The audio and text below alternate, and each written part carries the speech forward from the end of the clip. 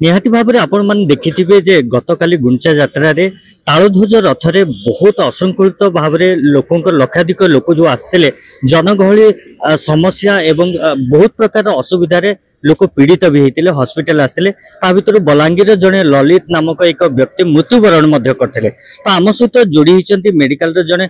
सदस्य ना कौन से कौटू की सेवार अच्छा प्रथम पचारि बुझिया आगे जय जगन्नाथ भास्कर को आपको स्वागत धन्यवाद मो ना कैलाश चंद्र षडंगी सहायर संपादक आम सहाय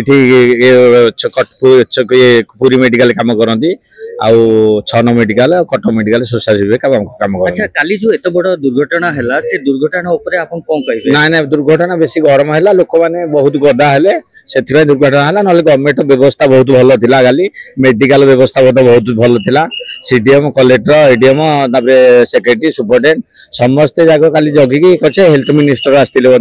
बहुत भल व्यवस्था मेडिकल थिला पेशेंट माने भल होई जाइछन बहुत भल होई जाइछन। अच्छा आपन पर एठी कोन कोन आम सब होछन आम पिला माने सब ओआरएस पानी दोदी पेशेंट माने को सब बाली दे पुछंदी टेचर व्हीलचेयर नेकी जांती त घर लोक कांटेक्ट करंती ए सब काम करन डॉक्टर दीदी